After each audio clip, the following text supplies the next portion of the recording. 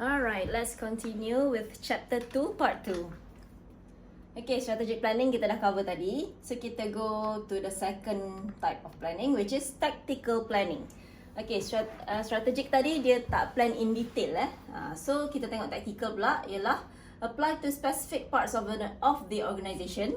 Yang tadi seluruh, yang ni dia dah start fokus kepada certain department contohnya.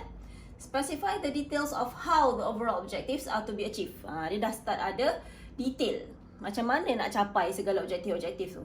And cover shorter periods of time and must be updated continuously to meet current challenges. Okay, kita ambil contoh yang tadi yang dia nak customer ke 1 juta dalam masa 5 tahun. Lepas tu yang tadi tu sangat broad so dia tak tahu lagi base macam mana nak buat semua. Dalam tactical ni dia dah kena specify. Okay, tahun pertama kita cuba buka kedai dekat sini contohnya. Okay, lepas tu tahun kedua dia tengok dah laku kan, orang dah kenal, dia buka second branch, third branch ataupun dekat negeri-negeri lain. Okay, however, contohnya lah tahun ketiga COVID-19 happen. So COVID-19 happen, what happens? Itulah kedai kena tutup, PKP, PKPB, PKPP semua tu kan. Kalau dia buka pun tak ramai sangat yang pergi seperti normalnya sebelum-sebelum ni. So they must update lah apa dia punya plan tu untuk menerima cabaran yang berlaku tu. So cabarannya COVID-19, tak ramai orang beli dah offline. So what they have to do is maybe offer online lah, jual online pula through online media. Tahun keempat dia tengok online laku lah. So dia akhirnya finally tahun kelima dia pun mencapai customer ke 1 juta dalam masa 5 years. Alright, as you can see lah, dia specific. Okay, next kita ada operational planning. Operasi. Designed to implement specific action that governs the day-to-day operation of organisation. So yang tactical tadi dia dah specific department mana, kena buat apa, kena jual apa, bila, kat mana. Yang kat sini pula hari ke hari, operasi yang day-to-day punya, everyday punya. Contoh tadilah online, nak kena promote kat mana, kat Facebook, kat IG, ambil yang berbayar punya kan. Lepas tu jual dekat Shopee, kat Lazada, kalau baju Zalora dan sebagainya lah. Okay, dia kena specifically how setiap hari tu perlu berjalan, berapa ringgit untuk keluarkan ads dan sebagainya. Okay, so dia ada 2 jenis operational planning, which is standing plan and single use plan.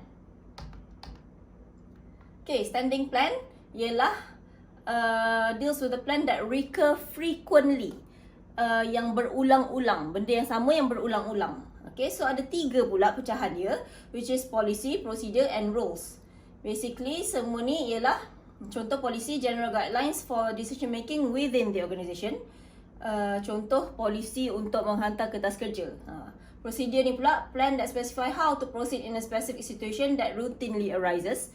Macam zaman sekarang ada SOP semua, nak masuk kedai kena hand sanitizer, kena tulis nama, kena scan QR code MySejahtera, kena scan suhu dan sebagainya. Itu procedure lah. And last sekali rules, detailed and specific regulation for action. Contoh kalau tak pakai mask dekat luar kena 1,000 fine, saman. So itu contoh yang recur frequently lah untuk zaman sekarang kan. Hari-hari kita lalui benda yang sama. So you can adapt kepada company jugalah. Company ada polisi dia, ada prosedur dia, ada rules dia. Okay, ini standing plan, recur frequently, berulang-ulang. Yang keduanya, dalam operational planning kita ada single use plan. Nama pun dah single use, maksudnya dia digunakan berapa kali? Sekali sahaja. Meets the needs of a particular or unique situation. Unique ni biasanya sekali lah, yang tak berulang-ulang. So ada 3 juga pecahan dia, which is program, project and budgets. Okay, so basically kalau you tengok masuk-masuk di sini, activities designed to accomplish goals, directs efforts of individuals towards achievement of goals. Lepas tu budget specifies financial resources yang should be allocated. Okay, so nampak tak? So contoh kalau you all ada program lawatan ke Museum Negara. So apa benda yang perlu dibuat, siapa yang kena buat apa, tentative program. Lepas tu ada bajet dia, berapa ringgit, orang dapat makan ke tak, bas nak kena sewa ke, macam mana ke. Macam tu lah. Kalau ada projek, contoh projek Carnival. Carnival tu sekali je lah. Macam tadi lawatan Museum Negara tu sekali tu je lah. Okay. So, unique situation. Program, project and budgets. 3 benda Okay, barriers, halangan kepada effective planning. Planning yang bagus. Mesti ada halangan punya kalau benda-benda macam ni So, demands on leaders time. Dia mengambil masa yang lebih kepada ketua tu. Ketua tu kena buat paperwork, kena duduk, kena meeting, kena fikir lebih sikit dan sebagainya lah. Okay, lack of commitment. Ada ketua yang malas nak meeting, malas nak buat paperwork semua tu. So, dia tak commit. So, dah jadi tak boleh nak plan lah. Hentang promo je lah nak buat semua habis. Tak tahu benda nak buat Resistance to change. Ni lagi satu masalah terbesar untuk manusia sejagat. Okay. Human ni, they have very big resistance to change. For example, orang zaman dulu, dia suka tulis, masuk dalam file kan. Zaman sekarang, kita masuk dalam sistem. So ada online ni semua. Contoh kalau UiTM pun dia ada markah online, semualah online dah sekarang. Dah tak ada dah nak tulis-tulis, nak type-type, lepas tu print, tak ada dah.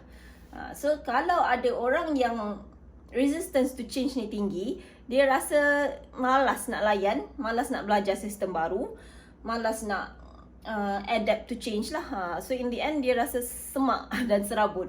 So tak dapat nak plan effectively lah. And next is inappropriate goals. Goal yang sangat tak logik akal. Okay, dalam masa sebulan kita nak untung 1 juta. Padahal jual goreng pisang je tepi jalan. Boleh tak? Saya rasa awak letak cheese ke apa benda pun still tak dapat kot 1 juta sebulan. Okay? Inappropriate goals. Goals yang sangat mengarut dan tak logik akal. And lack of top management support. Yang ni susah lah. Anak-anak buah dah willing dah to try. They are willing to adapt, they are willing to go for training, they want to learn. Diorang nak belajar, tapi top management cakap, kalau nak pergi training pergi sendiri, bayar sendiri, kereta sendiri.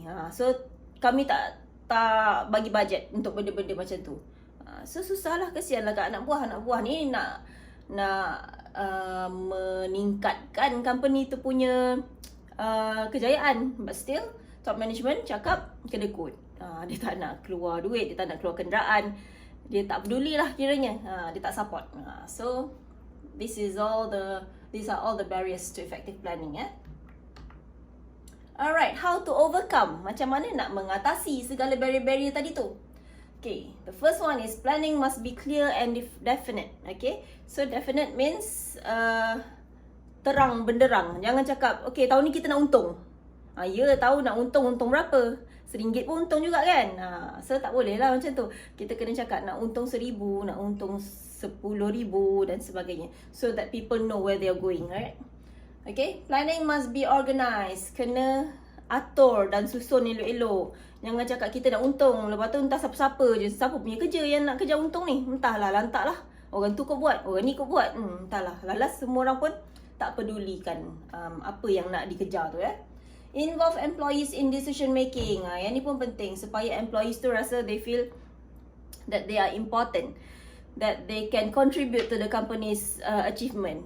So kita kena panggil diorang meeting dan dengar, listen to what they have to say so that they feel involved lah. Alright. Tolerate diversity in views. Lain orang, lain pandangannya, lain dia punya cara dia, lain dia punya cara adaptasi dia, cara menjalankan tugas dia. So kita cubalah dengar dulu dan cuba raikan dengan cara compile semua orang punya cadangan tu dan adapt lah kepada semua orang pencara tu, buat dan in the end dapat keluarkan cara kerja baru yang semua orang rasa, oh ni idea aku, rasa best lah. And encourage strategic thinking. Strategic thinking ni yang future ahead, yang 5 to 10 years ahead So pekerja-pekerja bawahan ni especially, they need to know memang betul company tu untung, bukan dia orang yang untung 1 juta, tapi company yang untung. So ada certain pekerja ni dia rasa lantak lah, bukan aku pun yang dapat duit, company dapat duit, but they don't know that kalau company tu bungkus, kalau company tu bankrupt ke apa ke, dia orang yang hilang kerja. So they don't see the future. Strategic thinking ni tak ada pada orang macam tu. So kita kena instill pada pemikiran dia orang bahawasanya keuntungan ni bukan untuk company tu je, bukan untuk boss atau owner only, but for everyone. Mungkin dia orang akan dapat bonus, dapat family day, percutian yang company bayar. So they feel appreciated lah, ya. Strategic thinking tu kena instill pada semua orang dalam company. Alright, that's all for chapter 2. Okay, so macam biasa, tutorial questions. Banyak. Homework. Yay, again. Okay, so sila jawab dalam discussion nanti. Dan sila jawab in your own words, please. Jangan copy paste. I don't want copy paste. Kalau copy paste, saya bagi markah -1. Okay, first is define planning. Second, list 2 reasons why planning is important. Third one is define strategic planning and operational planning. Number 4, explain single-use plan and standing plan. Okay. 5, what are the barriers to effective planning and how to overcome it? 6, define mission statement. 7, list 4 importance of mission statement. Okay, nampak macam banyak, tapi if you buat, you akan boleh cuba untuk memahami this chapter better lah. Okay. Alright, so that's all for this chapter. I hope you can understand with the examples that I have given. Selamat membuat homework. Alright, all the best. Bye-bye. Assalamualaikum.